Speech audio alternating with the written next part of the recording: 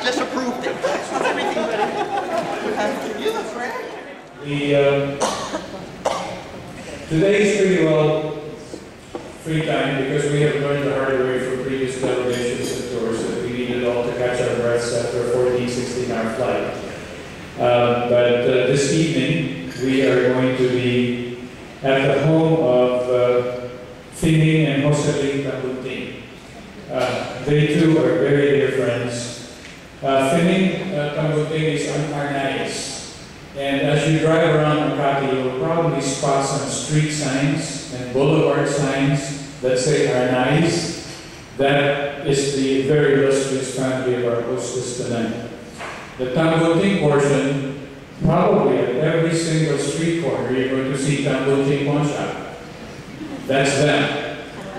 They're all over the country. I want to give you a note that unlike other countries where pawn shops have a rather different reputation, let me say, the pawn shops in the Philippines are really very unique to a developing country because the pawn shops serve as the banking system for the folks who don't have access to the bigger banks like DFA and all of those, because a lot of people live paycheck to paycheck, and the access that they have almost at every street corner from the Tambunting world of pawn shops allows them to survive. So they do perform a very, very good service for the country, particularly the disadvantaged of the country.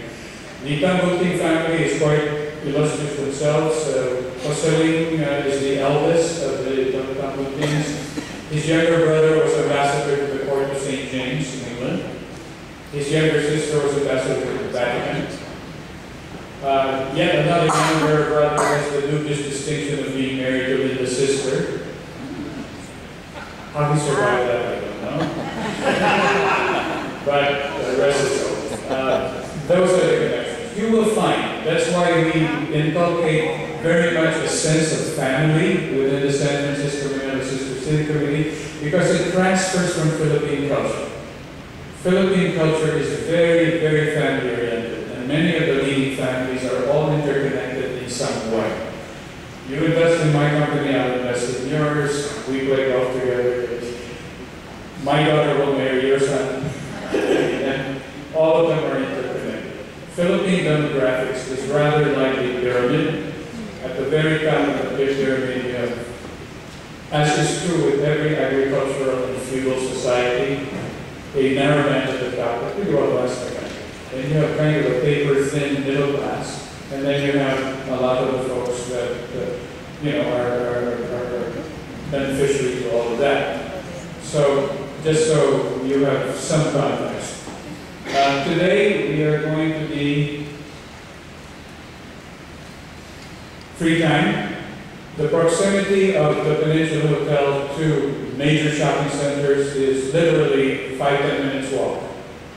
To the Ayala Museum and other places that we'd like to go to, there's an underground tunnel which I'm sure we'll be happy to show you the way. And they also have shuttle services, which you can take care of from the front. The visits of the Sister City Committee, you have no idea how much time and effort it really takes to make all of this work. And they do it over a 6, 7, or 8 month period of time, sometimes as much as a year, because of the nature of the people whom they are invited to be part of it, and because of the end product that they really wish to come out of this. Whether it's the business of the books that you talked about when the 12th million one goes to the president, or whether you're talking about the schools and the example that came and caused other examples to be there, and now obviously it's spreading across the nation. And when Linda says, be sure to use your free time today to do everything else you want to do, you're owned by this trip after you finish today. You're literally owned, because that's also part of the experience of coming. And believe me, when you enjoy this experience, when you have this experience, you will want to come whenever there is another opportunity for the Sister City Committee to really work on a substantive basis. I'm just delighted that